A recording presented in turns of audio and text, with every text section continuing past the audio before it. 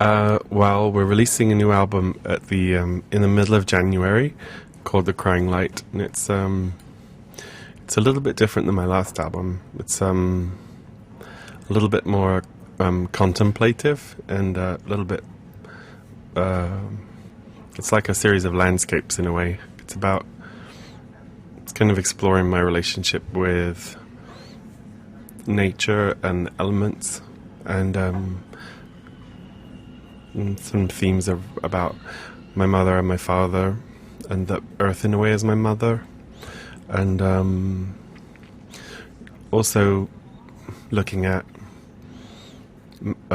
just my concern about the changing environment, which is something that we all are sharing, you know, something that everyone's sort of aware of now. So those are some of the threads that are going into it. It's kind of, it sounds not similar to my last album, but it's quite intimate sounding, but then we also used like a symphony to add kind of sort of a forest around the center of it. So what have inspired you, or what have made you go that direction? I think it was really just the things that were in the forefront of my mind. You know, it's concerns I've had for years and years, and subjects that I've been reading about, and I don't know. It seemed quite natural for me to make work around these themes. So, and I wanted to participate in a way. I wanted to take the opportunity to kind of participate as a singer in our thinking and in the way that we're evolving, you know, around these issues. Most of the other songs are more about my personal relationship with, or they're sort of me, sort of working to break down my sense of separateness from the world, you know, sort of more about me emerging and realizing that I'm a part of the natural world, that I'm made of the same elements and the same water and the same carbon, you know, that there's no reason for me to think some of the thoughts I was taught as a child, for instance.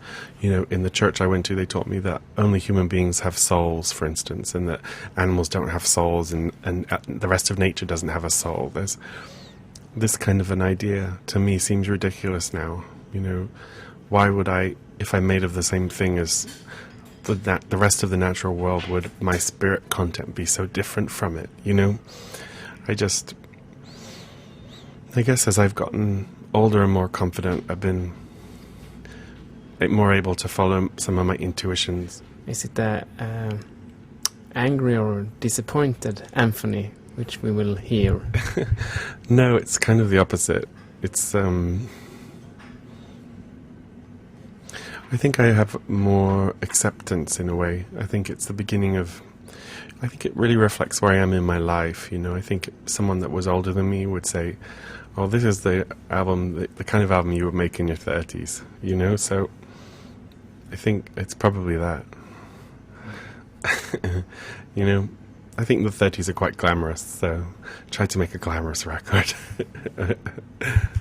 From what I've heard, is it that you have brought this, it's quite a huge orchestral sound on it, a more grand sound?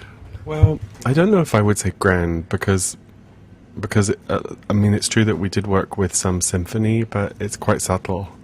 So I think a grander album would be my first album, which is quite full of pomp and drama. This one is, as I said, kind of quieter, so there's lots of little nuances. I was thinking of it like a clearing in a garden, like an open space, like very intimate in the center, but then with tall trees kind of around it, and animals in the forest around it. So you can kind of, you have a sense of intimacy in the center, but then there's all these kind of more mysterious sounds going on the outside. And no guests, Antony? Well, there's tons of musicians, but no other vocalists. I thought it was probably time for me to try something by myself.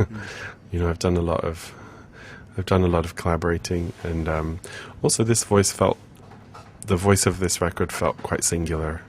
So I thought it was best for me to just to sing the songs myself.